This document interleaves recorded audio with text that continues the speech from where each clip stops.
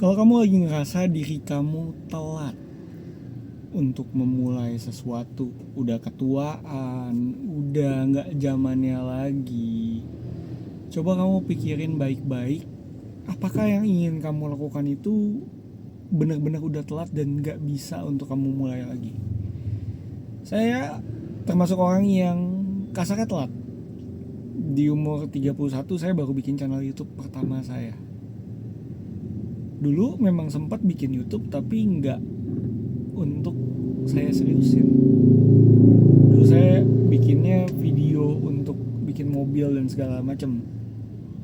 Dan saya waktu itu karena satu dan lain hal ya nggak melanjutkannya lah.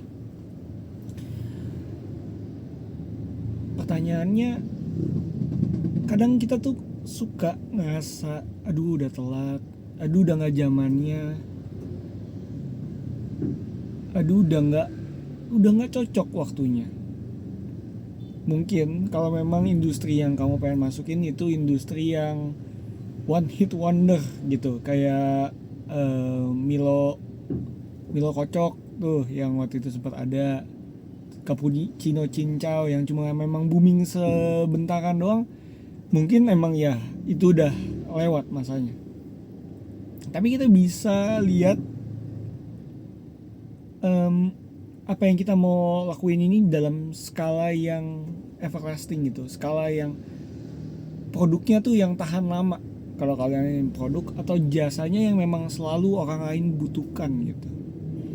Karena kan kalau misalnya tadi contohnya Milo Kocok itu kamu pengennya di bidang makanan juga gitu. Ya kamu bisa gunain makanan-makanan lain yang setiap hari atau setiap saat orang tetap mau makan. Ya. Dari sini juga saya diingetin lagi sama pepatah Cina yang saya pernah dengar juga gitu. Ada 2 waktu terbaik untuk menanam pohon. Waktu terbaik pertama adalah 20 tahun yang lalu, dan waktu terbaik kedua adalah sekarang. Kadang kita terlalu takut untuk memulai, terlalu takut untuk take action, sehingga opportunity ini juga kelewatan gitu. Opportunity-nya kita kehilangan kesempatan itu. Dan memang banyak juga yang udah ngajarin bahwa sometimes above people, di atas orang-orang yang hebat, faktor kita sukses nomor 1 adalah timing.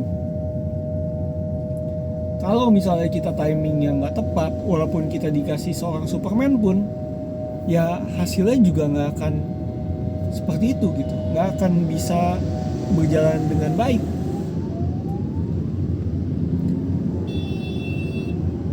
Makanya kita harus sadar apakah kita itu timingnya telat atau enggak. Itu pertama. Dan setelah kita sadar bahwa timing kita nggak telat, ya langsung lakukan. Kadang kita nunggu perfect dulu, nunggu bagus dulu, nunggu bisa dulu. Padahal ya kita tahu untuk belajar sepeda ya harus jatuh dulu gitu. Tapi yang terpenting adalah kalau kita mau belajar naik sepeda, ya ambil sepedanya, naik ke atas sepeda. Jatuh adalah proses dari kamu belajar jadi seorang yang bisa naik sepeda. Sama, mau bisnis, mau jadi orang tua, mau jadi apapun, prosesnya harus dimulai. Nggak gampang memulai itu, dan kadang juga banyak yang mungkin nekat ya. Jadi ujung-ujungnya malah boncos atau malah salah langkah. Tapi kalau kita sadar, gak ada yang namanya kegagalan kalau kita bisa belajar. Anggap aja itu kesempatan untuk belajar yang memang harganya agak sedikit lebih mahal daripada yang seharusnya. Kalau kita udah dapetin satu ilmu, langsung kita lakuin. Sambil kita ngelakuin, kita bisa belajar lagi. Contohnya seperti saya bikin video YouTube Saya suka nontonin ulang kok video-video YouTube saya. Saya ngeliat posisi mata saya apakah bagus atau enggak, apakah kata-kata saya juga bagus atau enggak, berapa banyak kata-kata yang saya ulang berulang-ulang untuk jadi ya kata-kata mengisi gitu, jadi filler words.